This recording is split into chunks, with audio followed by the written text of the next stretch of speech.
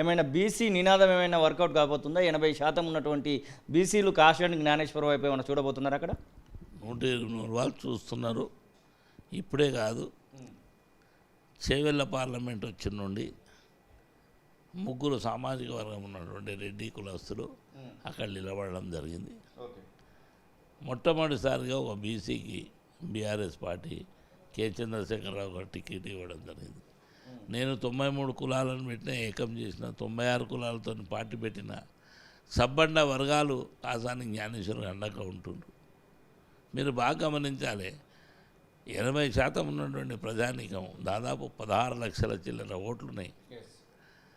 కనుక entire BC సామాజిక వర్గంతో పాటు ముద్రాలు కానీ, మిగతా కులాలు కానీ, అగ్ర కులాల్లో ఉన్నటువంటి నా మిత్రులు కానీ, స్నేహితులు కానీ అందరూ కూడా పెద్ద ఎత్తున బీఆర్ఎస్కు గెలిపించబోతున్నారు. అది తథ్యం.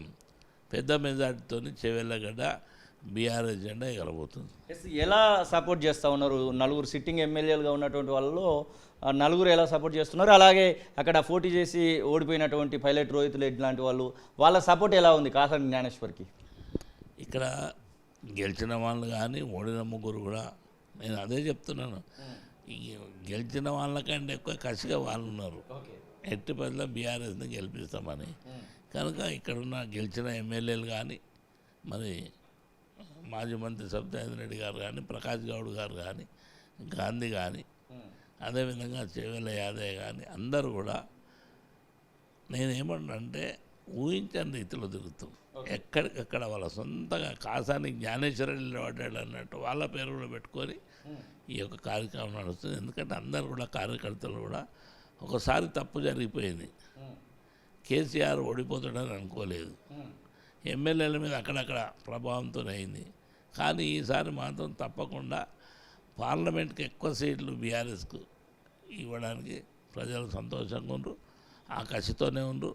తప్పకుండా పార్లమెంట్లో బీఆర్ఎస్ వారిని కానీ, అదేవిధంగా లోకల్లో ఉన్నటువంటి చేవెళ్ళ ప్రాంతంలో ఉన్నటువంటి సమస్యలను కూడా మాట్లాడడానికి మాకు ఆశీర్వదించి పంపబోతున్నారు. అది తథ్యం.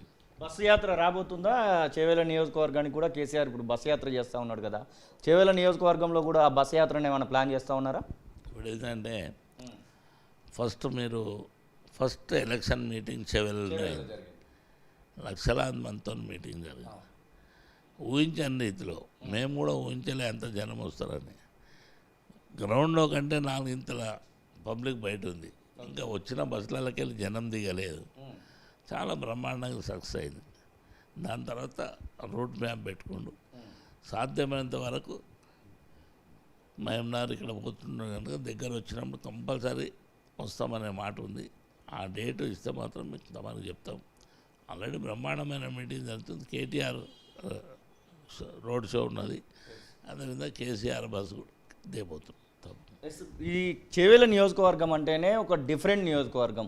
ఇటు సిటీ పీపుల్ కనబడుతూ ఉంటారు. 3 నియోజకవర్గాలు సిటీలో జిహెచ్ఎంసీ పరిధిలో ఉన్నటువంటివి, తర్వాత మిగిలినటువంటి రూరల్ ఏరియాకి సంబంధించినటువంటి. అసలు సిటీ పీపుల్కి చూసుకున్నట్టు ఉంటే ఇక్కడ షేర్లింగంపల్లి ప్రాంతాలలో సెటిలర్స్ ఎక్కువ కనబడుతూ ఉంటారు. వాళ్ళ ఓట్ల కోసం కాసాని జ్ఞానేశ్వర్ వారిని ఏమైనా స్పెషల్గా కలవబోతున్నాడా? ఇంకొకటి, వాళ్ళు ఏపీలో కూడా ఓటు ఉన్నటువంటి వాళ్ళు పోవడానికి ఆస్కారం ఉంటుంది కదా.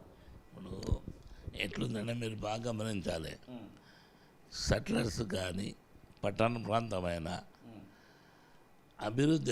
అభివృద్ధి చూసి ఎవరన్నా ఓట్లు వేస్తారు.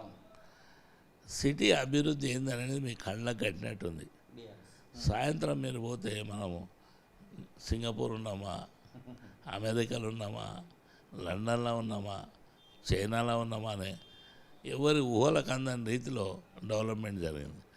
ఆ డెవలప్మెంటు కేసీఆర్ గారి యొక్క ఆధ్వర్యంలో కూడా జరిగింది.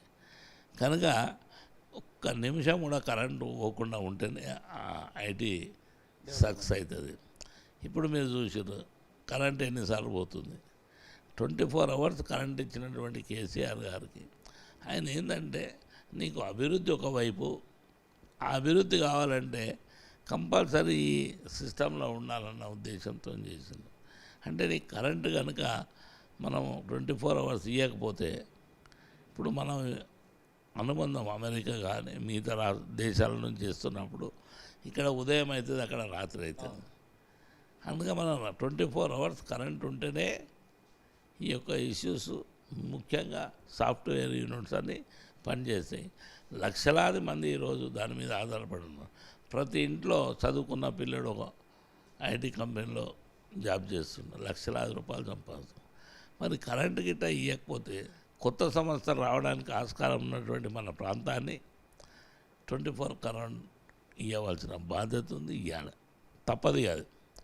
కాకపోతే వీళ్ళు నిన్నటి వరకు జరిగినటువంటి ప్రభుత్వం బీఆర్ఎస్ ప్రభుత్వం మరి పోగానే తెల్లారి నుంచే కరెంటు పోవడం అనేది అది కరెక్ట్ కాదు. అది ఎందుకు చేస్తారో తెలియదు. ఎందుకంటే కరెంటు ఒకే రోజు ఎట్లా కట్ అవుతుందండి, అంచెలంచెలుగా మెనమెనని అవుతుంది. ఇవాళ టీఆర్ఎస్ అయిపోగానే తెల్లారి కరెంటు పోతుంది, కాంగ్రెస్ వచ్చిందని చెప్తున్నారు కరెంటు పోగానే. అందులో కూడా మంచిది కాదు. మన పరిశ్రమలు రావాలి, అభివృద్ధి చెందాలి అంటే కరెంటు ఇవ్వవలసిన బాధ్యత ఉంది. ఇక అది పోతే మీరు బాగా గమనించినట్టు ఇంతకుముందు చెప్పారు పట్టణ ప్రాంతంలో ఉన్నట్టు, పట్టణ ప్రాంతంలో హైయెస్ట్ మెజారిటీ సీట్లన్నీ ఇక్కడికి వెళ్ళి వచ్చినాయి బీఆర్ఎస్. ఎందుకు వచ్చినాయి? వీళ్ళు డెవలప్మెంట్ చేశారు, కొత్త పరిశ్రమలు వచ్చినాయి, ఐటీ కావాల్సినటువంటి అన్ని అంగులు కూడా ఒక్కరోజు కూడా జాప్యం చేయకుండా ఇచ్చినటువంటి దాఖలాలు ఉన్నాయి. కనుకనే బీఆర్ఎస్ గెలిచింది. ఇక రూరల్ ప్రాంతానికి వస్తే 3 ప్రాంతాలు కూడా తాండూరు కానీ, వికారాబాద్ కానీ, చెవెల్ మన పరి కానీ, వీటిలోపటి ఏంటంటే వ్యవసాయదారుల యొక్క పరిస్థితి. వ్యవసాయదారులు మీరు బాగా గమనించాలి. మొదలు రోణి కానీ అదే దాటగానే మురుగశిల వస్తుంది. రాగానే వ్యవసాయదారులు దుక్కి దున్నుకుంటూ వాళ్ళు రెడీగా ఉంటారు. అప్పుడే వాళ్ళకి పెట్టుబడి అవసరం. ఆ పెట్టుబడికి వేరే సావుకారిని కానీ వేరే దగ్గర అప్పులు చేసుకోకుండా